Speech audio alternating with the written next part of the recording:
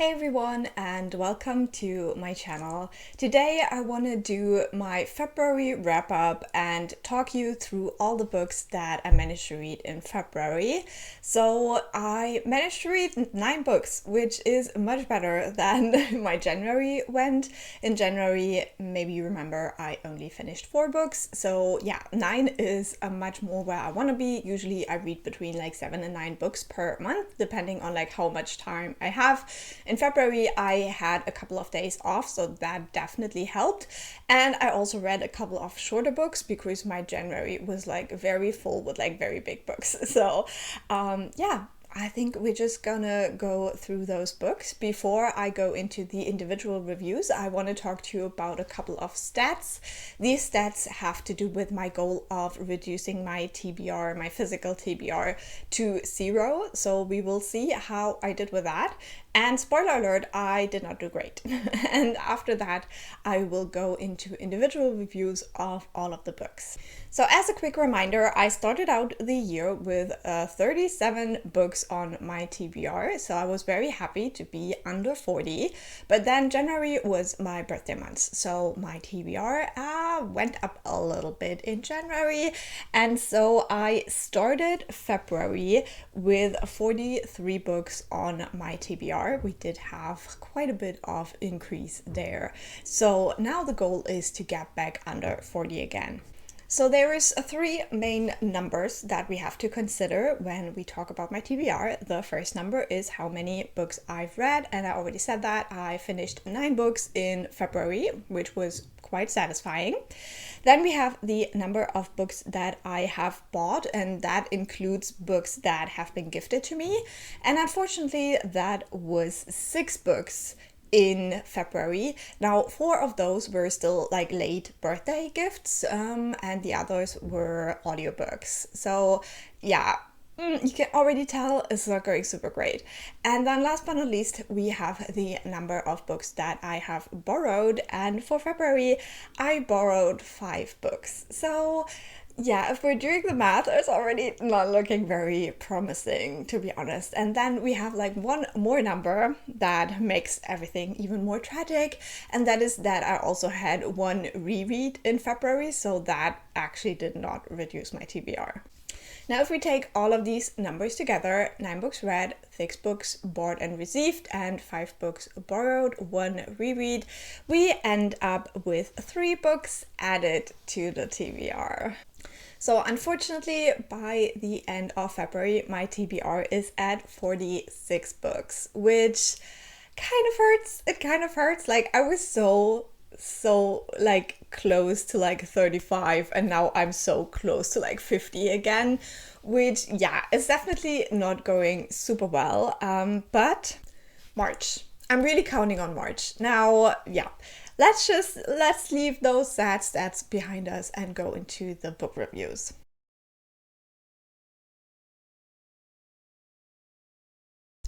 And the first book I finished in February was a book that I kind of carried over from January, and that was The Hero of Ages by Sanderson.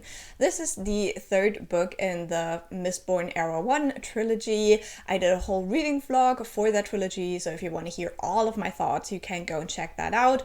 I have also complained about the series enough, I feel like, so I'm keeping this one very short. In this series, we have a world where kind of the Dark Lord 1 situation, so we have a dark ruler of this world, and we have in the first book a group of characters who try to bring that dark ruler down, and these characters are kind of like a thieving group, so we have a little bit of a heist feeling going on in the first book, and then things just progress from there.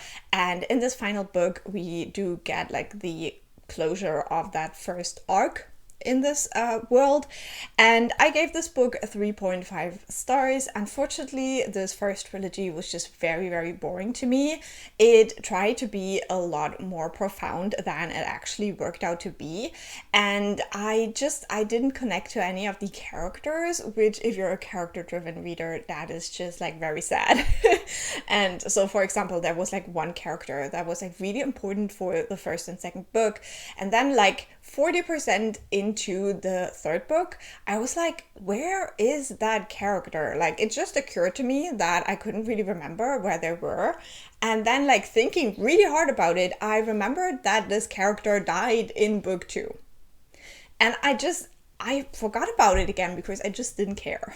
I also felt like this series had like very interesting things, but whenever I was like really interested in something, we would not explore it more. So yeah, just overall not a series for me. Then the next book I finished was also something I carried over from January, and that was my audiobook, The Golden Fool by Robin Hobb. This is the second book in the Tawny Man trilogy, so with this one we're already quite a ways into the realm of the Elderlings, and I can't really talk a lot about what this one is about. Generally speaking, this is like part of the second trilogy that follows Fitz as a main character, and we do meet a lot of like characters that we already know from the first trilogy.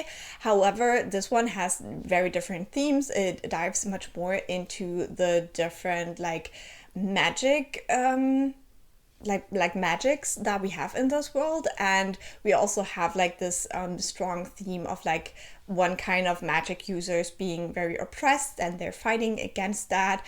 And then also we do have a storyline with like a different country, and yeah, there's a lot going on in this one, but I just love Fitz and I love the Fool. So this book had some moments I have been waiting for, also some moments where I wanted to slap Fitz so fucking hard. So yeah, it was definitely an interesting experience, but it like grabbed me with my whole heart, and I gave it 4.75 stars, if you want to be like that. It was like, yeah, it had like some really good moments, like a 4.5 stars. I'm also doing a complete reading vlog for that trilogy, so that hopefully will be out soon when I have read the last book.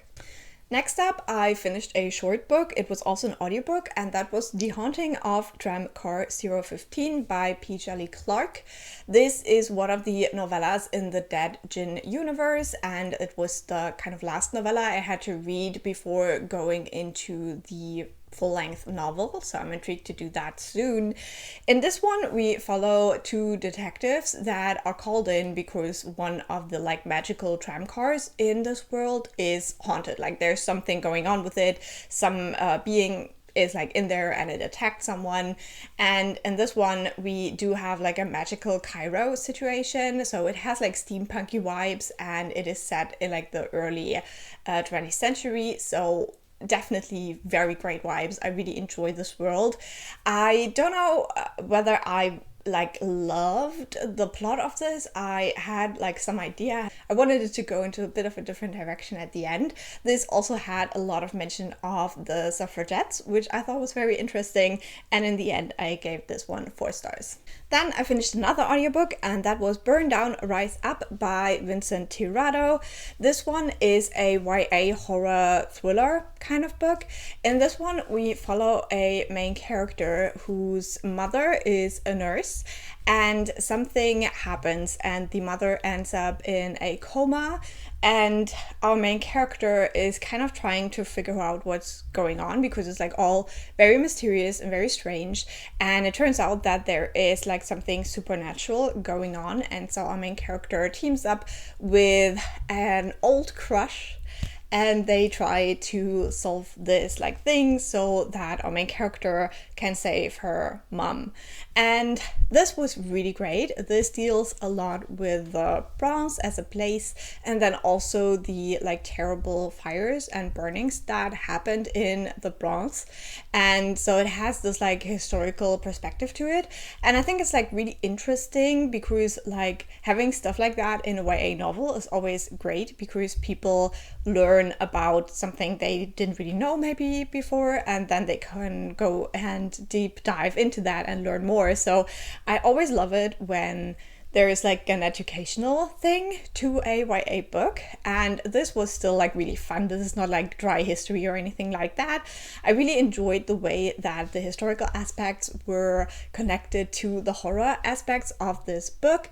This also has something that I just really love, like a trope that I absolutely adored, and why it didn't do it like completely the way I love it, I still had like a really good time with this book, and I think it's definitely like very creepy.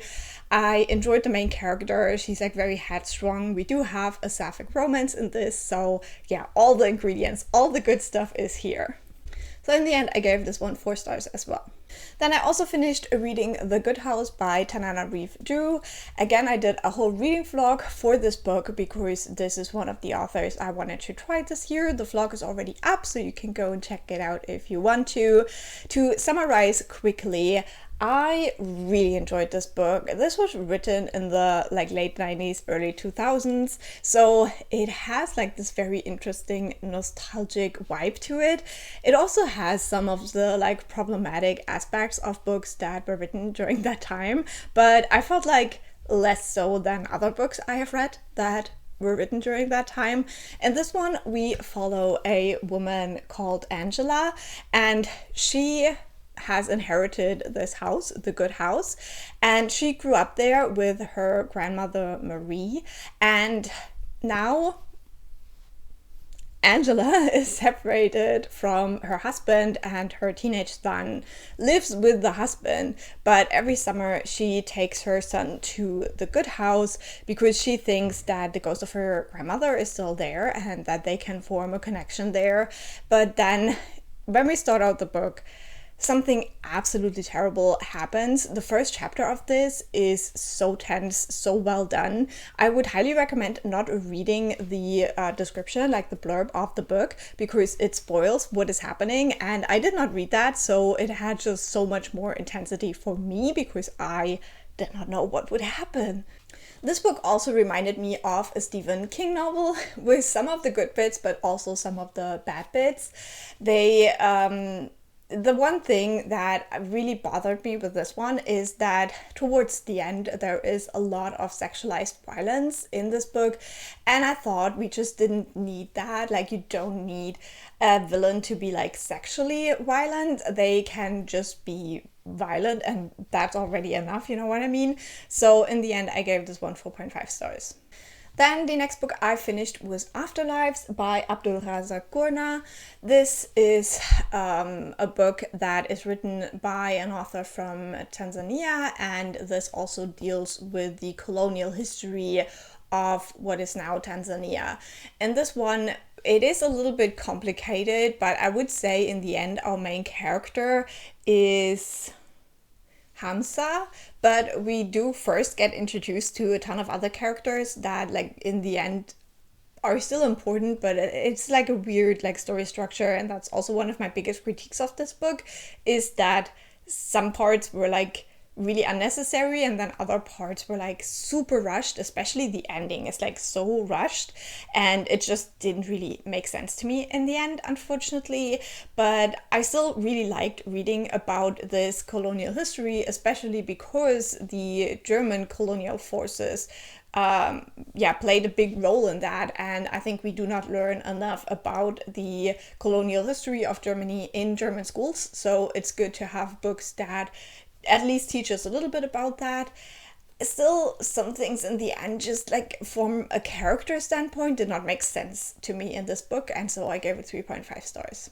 Next up, I finished another audiobook, and that was The Trees by Percival Everett. I read this basically for my friend Shadia because she did a Percival Everett deep dive a couple of weeks ago, and so yeah, I thought I'd pick up this book to see what her like joy and ravings are all all about, basically. And I ended up really enjoying this book. The Trees starts out as kind of like a detective satire that then turns into a horror story by the end. And this one really reminded me of the movie Black Klansman, and yeah, it was just really, really good. So basically in this one, we start out in a town called Money in Mississippi, and there is a murder where a white man is found dead, and then in the same room they also find the dead body of a black man, and the black man has the testicles of the white man in his hands. However, the black man seems to have been dead for quite a while, and he also looks like Emmett Till. So this is kind of the setup. So we have this like taking inspiration from the historical like facts of the lynchings in the US, and we kind of take off from there.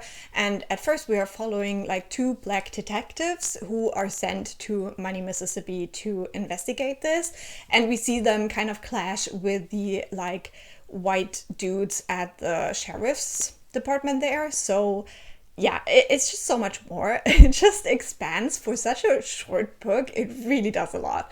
And I had a lot of fun with it. I think the audiobook is definitely the way to go because the narrator really adds a lot to the story as well. I would highly recommend it, and I definitely want to read more from this author very soon. I gave this one 4 stars.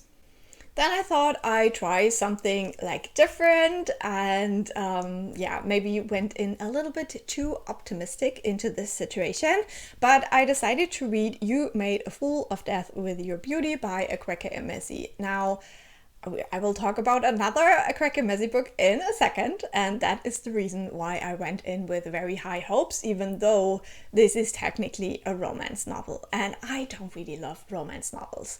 In this one, we follow a woman. I'm bad with names, I already forgot. However, she has lost her husband in a tragic car accident about 2 years ago, I think. And so when we start following her story, she is just trying to get back into dating and just being with other men. And so the beginning of this was so messy and so sexy, and I really enjoyed that. That was exactly what I signed up for. But then this changes because one of the like men she meets, he invites her to his father's house, and she then falls for the father. And that is where like all the romantic stuff for me just stopped being interesting, because I just felt no chemistry between the two. And to be fair, I'm not into older men. It's just not what I'm interested in. So maybe that is also like one of the aspects why I was like, this feels like a great friendship, but I do not see any sexual tension there. And yeah, so it did not end up working for me. And in the end, it was so much talking. Like, these characters talked so much, and you have like a lot of like sexy stuff in the beginning, and then it's completely gone. And that's what I was there for. Like, I was there for some spice and some fun and some drama. And all I got was like drama, but like only like people talking about the drama, basically. So I gave this one 3 stars, and just like romances are not for me. And then the last book I have to talk about today is a reread. And because of that like last little thing there, I had to like reaffirm my love for Akwaeke Emezi, so I reread Pat, and I'm so glad I did. I love this book to the stars and back. This is a YA novel that deals with an utopian society where all of the monsters have been dealt with.